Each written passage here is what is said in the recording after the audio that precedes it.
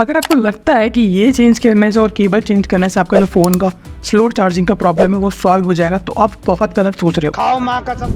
देखिए, यहाँ पे सबसे पहले हम बात कर लेते हैं क्या चीज़ इंपॉर्टेंट है, क्या चीज़ इंपॉर्टेंट नहीं है। काफ़ी टाइम लगा है, बहुत सारा रिसर्च किया, बहुत सारा एप्लीकेशन डाउनलोड किया, मल्टीपल डिवाइस में चेक करने के बाद मैं इसमें एंड तक आपको कुछ ऐसी चीज़ें बताने वाला हूँ जो आपको किसी ने नहीं बताया। बात तो सही है।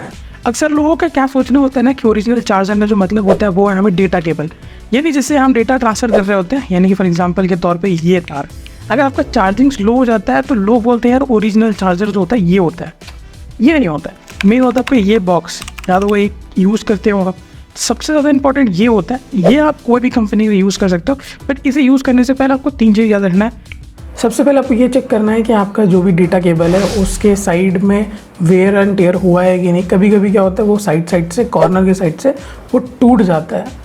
और सबसे सेकंड चीज़ आता है, आपको ये भी चेक करना है डेटा केबल के पिन पे ब्लैक कलर का ऑब्जेक्ट आइडेंटिफाई हो रहा है कि नहीं, यानी ब्लैक कलर का कुछ भी दिख रहा है कि नहीं। क्योंकि अक्सर क्या होता है उस केबल के अंदर ब्लैक हो जाता है, या आपके मोबाइल के पिन में जहाँ पे आप चार्ज कर रहे हो उसके अंदर ब्लैक सब्सटेंस यानी कि ब्लैक कलर का कुछ एक ऐसा चीज़ उसमें आ जाता है। तो उसे क्लीन करने के बाद से आपका फ़ोन जो है वो अच्छा चलने लग जाता है। तो ये चेक करना बहुत ज़रूरी है सर्विस सेंटर विजिट करने से पहले तो आप ये चेक कर लीजिए ब्लैक है कि नहीं, क्योंकि कभी कभी वो ब्लैक सब्सटेंस आ जाता है, उसे आप साफ़ करवा सकते हो। बस इसकी कैपेसिटी होनी चाहिए अच्छी खासी, ठीक है। और कोई मतलब नहीं होता किसी भी ब्रांड का ये केबल यूज़ करो, मेन आपके लिए होता है ये चीज़, जो बॉक्स। अब देखिए यार, फ़ोन जो पुराना हो गया है और आपका जो स्लो चार्जिंग का जो इशू है, सबसे पहला जो चीज़ मैं आपको रिकमेंड कर रहा हूँ, याद रखिएगा, अगर आपका फ़ोन 30,000 रुपये के नीचे, याद रखिए जो मैं कह रहा हूँ 30,000 रुपये के नीचे और 2 साल हो गया, तो थोड़ा सा स्लो होने जाहिर सी बात है। बट अगर आपका फ़ोन 10,000 और 20,000 के अंदर है तो 1.5 साल आप सब पकड़ के रखो, मोटा मोटा वानी 1 साल 15 महीना ऐसा कुछ पकड़ के चलो। 15 महीने से बाद आपका फ़ोन है वो चार्ज स्लो होना चढ़ जाता है। पर नया फ़ोन में ये इशू देखने के लिए मिल रहा है, चलो 2 साल के ऊपर भी हो गया फ़ोन, तो भी आप चाहते हो उसका क्या है, रीजंस क्या है और इसका सोल्यूशन क्या है स्लो चार्जिंग का। तो सबसे पहले जो मैं आपको रिकमेंड कर रहा हूँ इसे चेंज करना। आप पहले इसे चेंज कर लीजिए। फॉर एग्जांपल अगर 67 वोल्ट का है या 33 वोल्ट का अगर आपके पास ये बॉक्स है, पहले तो आप उसी सेम साइज़ का आप एक नया डाल के देखो। नया लाने की ज़रूरत नहीं है, आप स्टोर पे भी जाके चेक कर सकते हो क्या उस टाइम पे 67 और वो चल रहा है कि नहीं। बट स्टोर जाने से पहले सबसे पहले घर में चेक करिए, जहाँ पे क्या होता है ना, अक्सर सारी फैमिलीज़ में एक ही पॉइंट होता है चार्जिंग के लिए। तो अगर आप वहीं पर रख रहे हो, वहीं पे आपको स्लो चार्जिंग आ रहा है, रिकमेंडेशन है कि आप वो से वाले प्लग से निकालो और दूसरे प्लग में डाल के चेक करो, अच्छे खासे प्लग में चेक करो। तो चेक कर लो कि यार घर का इशू है कि पता चला आप ये चेंज कर दिए और आप बाहर में रहकर अब फिर सेम इशू है, ऐसा नहीं होना चाहिए ना। तो सबसे बेटर ऑप्शन है कि आप पहले प्लग चेंज करो। अगर इसके बाद भी आपको ये इशू देखने को मिलता है तब आपको ये चेंज करना नहीं है, उसके बाद आपको चेक करना है अपना डेटा केबल। तो आप पहले एक डेटा केबल अरेंज कर लीजिए, अगर घर में फैमिली में 2-3 हैं उन लोगों से पहले अरेंज कर लीजिए और चेक कर लीजिए।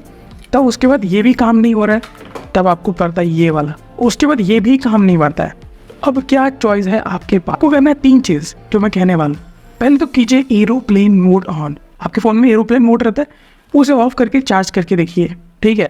उसके बाद आता है नेक्स्ट ऑप्शन, आप जहाँ पे भी फ़ोन रख रहे हो वो कूल प्लेस होना चाहिए, ज़्यादा सनलाइट उस पर नहीं पड़ना चाहिए और ज़्यादा वो हॉट नहीं होना चाहिए, ठीक है।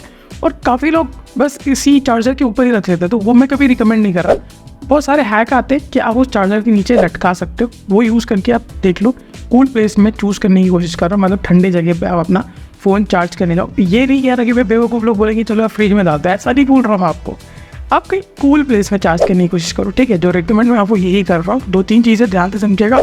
चार्ज करते वक्त मोबाइल यूज़ नहीं करना चाहिए, काफ़ी लोगों ने बोला, मैं भी ये बोल रहा हूँ। बट यहाँ पे छोटा सा हैक ये है कि 50% के बाद यूज़ नहीं करना चाहिए। यानी कि 50% तक आपका फ़ोन आ गया तो आप यूज़ करो, कोई प्रॉब्लम नहीं है, बट 50 के नीचे कभी यूज़ नहीं करना चाहिए।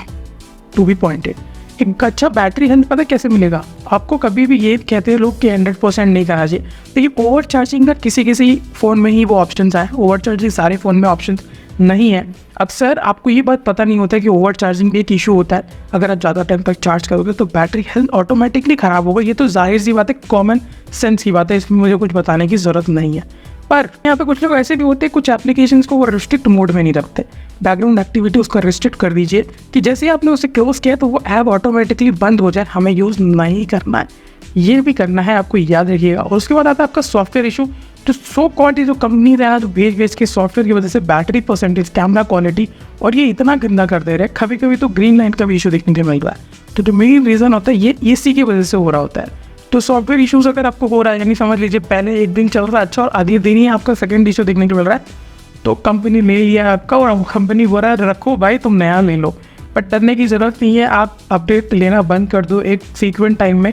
अगर समझ लीजिए फॉर एग्जांपल अगर आपका फ़ोन 11 सीरीज़ है और सेम कंपनी 14 या 15 सीरीज़ पे आ गया, तो 11 के बाद आप अपडेट मत लो।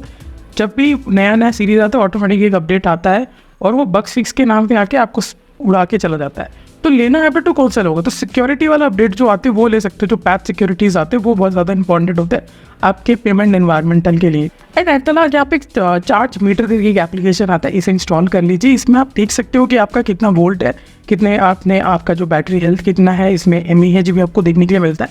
और ये काफ़ी अच्छा एप्लीकेशन, एक बार यूज़ करके देखिए। कुछ हार्डकोर नहीं है इसमें समझना, बस इसे चीज़ें इंस्टॉलेशन है एंड इसे को सब यूज़ कर सकते हो अपने बैटरी ट्रैक हेल्थ चेक करने के लिए। जो भी आपको ट्रैक करना है बहुत ईजिली इसमें ट्रैक हो जाता है, जैसे mAh में भी आप ट्रैक कर सकते हो। बाकी एप्लीकेशंस यूज़ करने की ज़रूरत नहीं है, ये बेस्ट है। इसमें कोई ऐड वर्ड नहीं आता, कोई सब्सक्रिप्शन खरीदने की भी ज़रूरत नहीं है।